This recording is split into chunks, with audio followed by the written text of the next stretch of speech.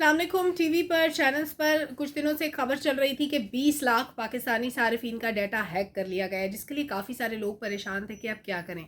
मेरे ख्याल में परेशानी की बात इसमें बिल्कुल भी नहीं है। आई हैव अ सोल्यूशन कि अगर खुदा न खास्ता आप ये समझते हैं कि आपका डाटा हैक कर लिया गया है तो आपको करना क्या है वो मैं आपको बताती हूँ।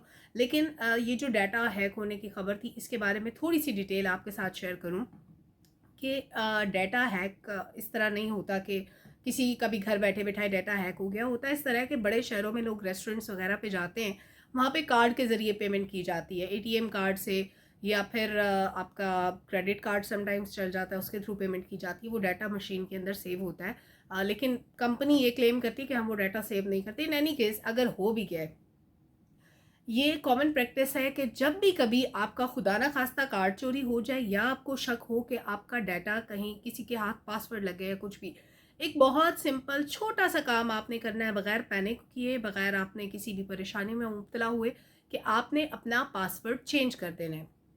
एक तो हो गई ये बात। और इसी तरह अगर आपको ये शक है कि आप बड़े शहरों में रहते हैं और आप अपना एटीएम कार्ड या अपना क्रेडिट कार्ड यूज़ करते हैं, आपको लगता है कि वो डाटा कहीं पे फीड होगा और वो कहीं पे इस तरह से चला गया होगा कि हैकर्स उसमें से पैसे निकाल सकते हैं या आपकी बैंक में मौजूद रकम को नुकसान पहुंच सकता है, तो आपने बिल्कुल सबसे पहले एक काम करना है बगैर परेशान हुए कि आपने अपना पासवर्ड चेंज कर लेना है। एटीएम है या क्रेडिट कार्ड है, कुछ भी है, या आपके इवन बैंक अकाउंट्स की डिटेल आपको लगता है कि मज़ीद है, तो आप अपने सारे पासवर्ड्स चेंज करेंगे, आपका डाटा बिल्कुल महफूज हो जाएगा।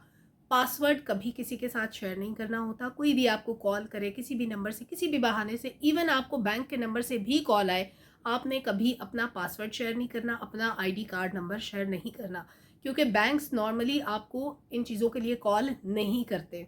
एक तो आपने इस चीज़ का ख़ास ख्याल रखना है।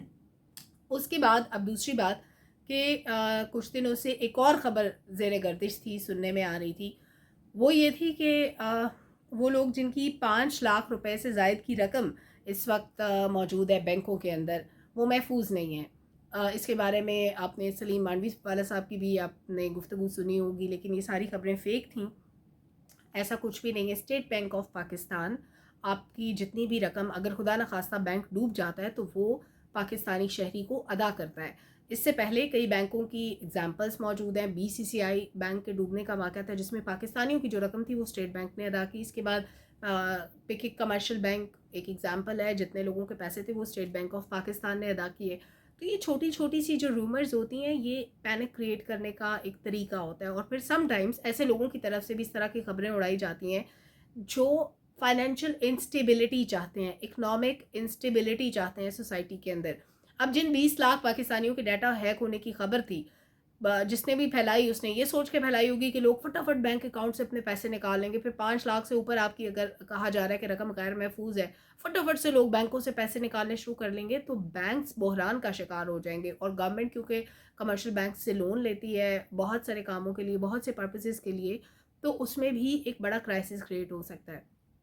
तो मेरा ख़्याल है कि शहरियों को कोई भी ख़बर सुनने के बाद उसकी बाकायदा तहकीक करनी चाहिए। उसके बाद उस पे जो भी आपका रिस्पॉन्स बनता है, आप उसके अकॉर्डिंग बिहेव करें। आपने पासवर्ड्स चेंज कर लेने हैं। बैंकों में आपकी रकम बिल्कुल महफूज है, आपने परेशान नहीं होना। किसी के साथ आपने अपनी जो बैंक अकाउंट की डिटेल है किसी भी किस्म की, वो आपने शेयर नहीं करनी। और बैंक आपको कभी कॉल नहीं करता, ये बात आपने हमेशा याद रखनी है। और अगर आपको ऐसे नंबर से कॉल आती है तो उसका तदारुक क्या है वो भी मैं आपको छोटा सा सोल्यूशन बता देती हूँ कि आपने सिंपली साइबर क्राइम विंग को कांटेक्ट करना है, उनको ईमेल करना है, या उनको किसी भी तरह से आपने अपनी मालूमात पहुंचानी है, ताकि उस नंबर के ख़िलाफ़, उस शख्स के ख़िलाफ़ जो ये कर रहा है, कार्रवाई हो सके। Thank you.